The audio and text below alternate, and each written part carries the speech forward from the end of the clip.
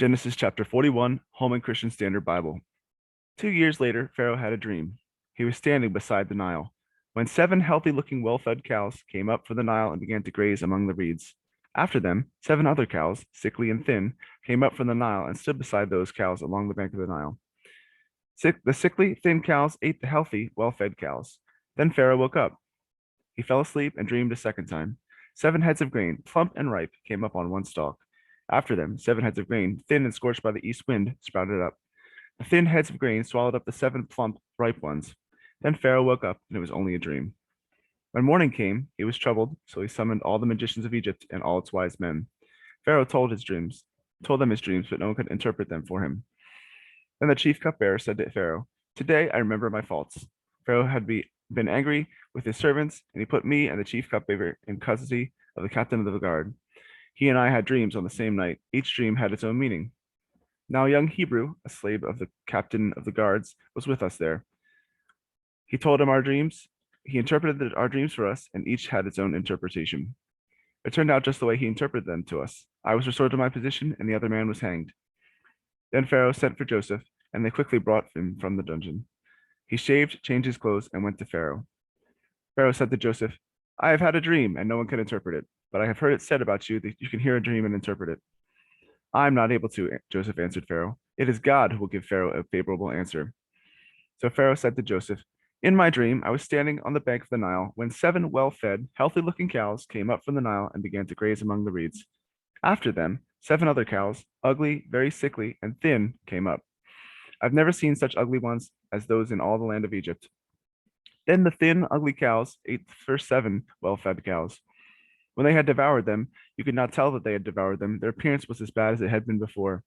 Then I woke up. In my dream, I had also seen seven heads of grain, plump and ripe, coming up on one stalk. After them, seven heads of grain, withered, thin, and scorched by the east wind, sprouted up. The thin heads of grain swallowed up the seven plump ones. I told this to the magicians, but no one can tell me what it means." Then Joseph said to Pharaoh, "Pharaoh's dreams mean the same thing. God has revealed to Pharaoh what he is about to do. The seven good cows are 7 years, and the seven ripe heads are 7 years. The dreams mean the same thing. The seven thin, ugly cows came up after them are 7 years, and the seven worthless, scorched heads of grain are 7 years of famine. It is just as I had told Pharaoh. God has shown Pharaoh what he is about to do. 7 years of great abundance are coming throughout all the land of Egypt. After them, 7 years of famine will take place, and all the abundance of the land of Egypt will be forgotten.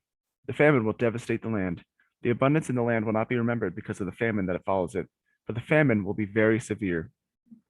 Since the dream was given twice to Pharaoh, it means that the matter has been determined by God, and he will carry it out soon.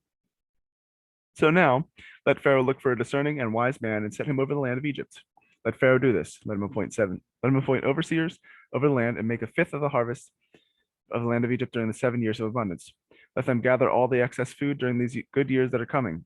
Under Pharaoh's authority, store the grain in the cities so they may preserve it as food.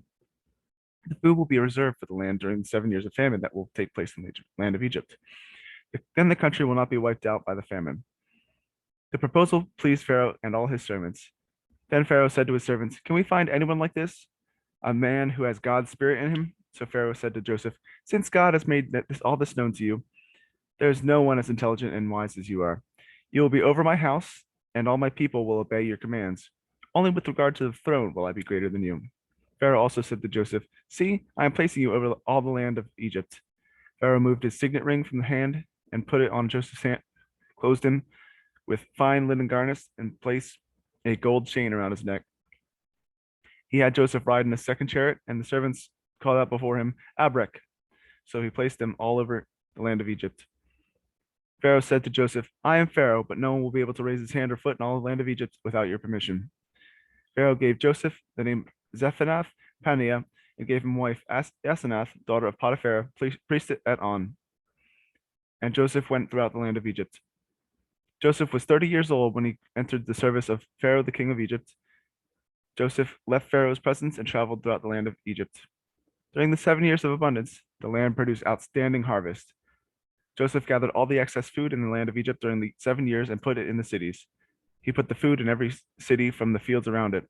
So Joseph stored up grain in such abundance, like the sand of the sea, that he stopped measuring it because it was beyond measure. 2 sons were born to Joseph before the years of famine arrived. Asenath, daughter of Potipharah, priest at On, bore them to him. Joseph named the firstborn Manasseh, meaning God has made me forget all my hardship in my father's house. And the second son he named Ephraim, meaning God has made me fruitful in the land of my affliction. Then the 7 years of abundance in the land of Egypt came to an end, and the 7 years of famine began, just as Joseph had said. There was famine in every country, but throughout the land of Egypt there was food. Extreme hunger came to all the land of Egypt, and the people cried out to Pharaoh for food. Pharaoh told all Egypt, "Go to Joseph and do whatever he tells you." Because the famine had spread across the whole country, Joseph opened up all the storehouses and sold grain to the Egyptians, for the famine was severe in the land of Egypt. Every nation came to Joseph in Egypt to buy grain, for the famine was severe in every land.